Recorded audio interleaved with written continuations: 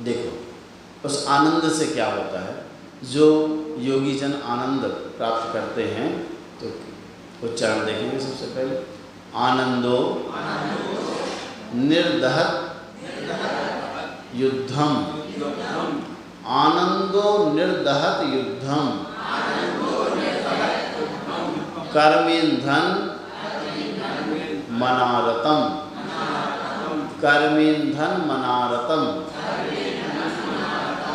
न चासौ खिद्यते योगी बहिर् दुखेष्व चेतनः, न चासौ खिद्यते योगी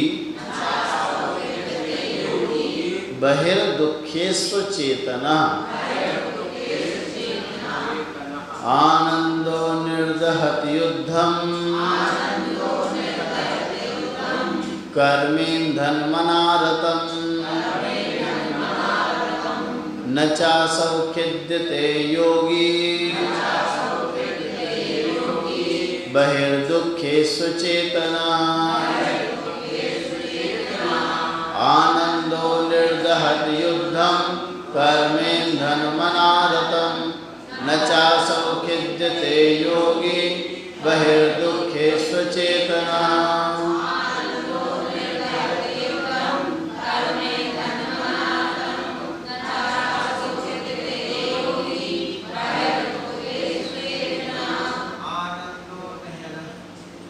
जिस दशा में सुकौशल मुनि थे, गजकुमार मुनि थे, है ना,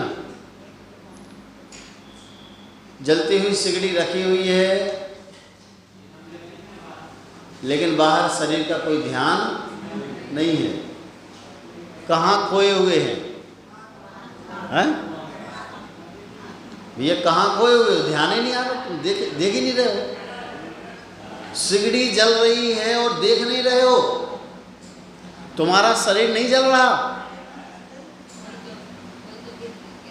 कौन से आनंद में डूबे हो, किसके ख्यालों में डूबे हो कि सिगड़ी जल रही है, पूरा शरीर जल रहा है और फिर भी तुम्हें ध्यान नहीं है?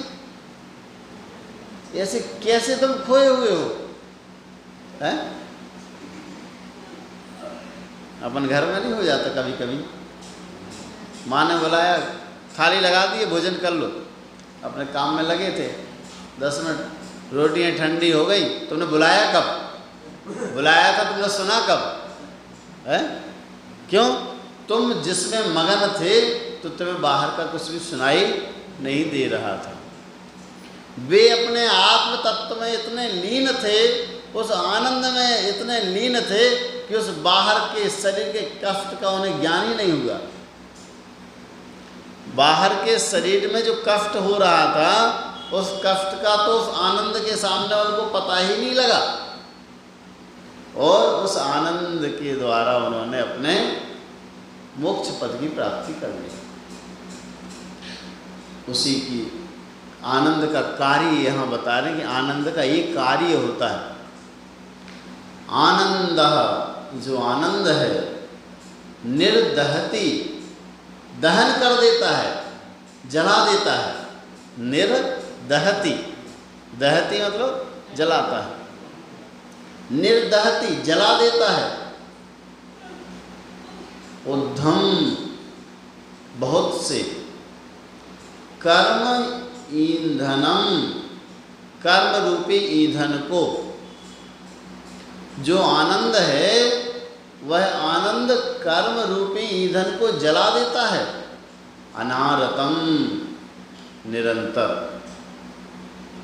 आत्म ध्यान का जो आनंद है वह अनारतम, निरंतर, उद्धम कर्मेंधनम, बहुत से कर्म रूपी ईंधन को निर्दहति, जला देता है।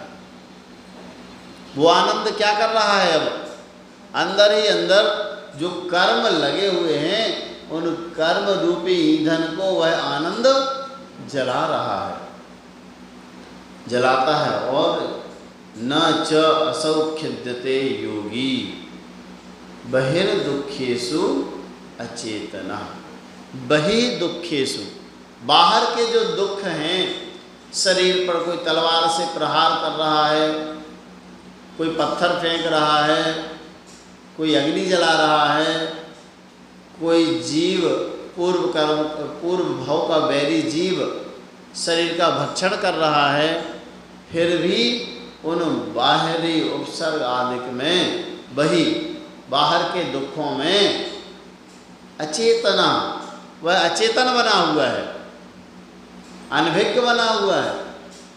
इसलिए न च असौ खिद्यते योगी, वह जो योगी है, असौ योगी, वह जो योगी है, न खिद्यते, खेद खिन्न नहीं होता, दुखी नहीं होता। क्यों? क्योंकि बाहर के दुखों में वो अनभिज्ञ है, अचेतन है, बाहर के दुखों से वह अचेतन है। जैसे जिस शरीर के भाग में सेंस ना हो तो क्या होता, कोई वहाँ कुछ भी मारता रहे तो कोई असर होता क्या? नहीं होता, सेंसलेस। वो सेंसलेस हो गए हैं शरीर के प्रति, अचेतन हो गए, उनको भान ही नहीं हो रहा कि बाहर चल क्या रहा।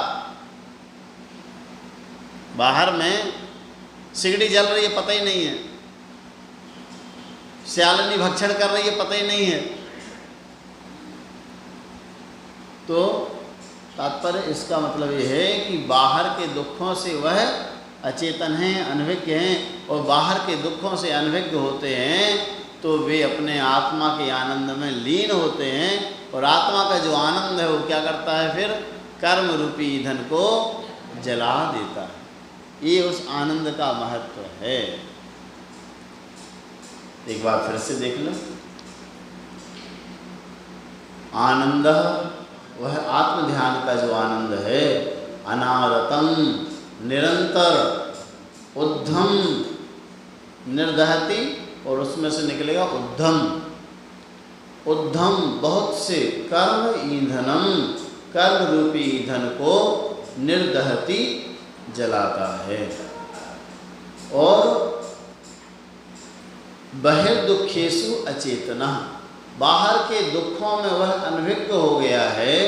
इसलिए असौ योगी, ऐसा जो योगी है, न खिद्यते, खेद खिन्न नहीं होता, बल्कि अपने आत्मा में लीन होता है, और कर्मों को जलाता है, और कर्मों को जला करके अपने सिद्ध पद की प्राप्ति कर लेता है।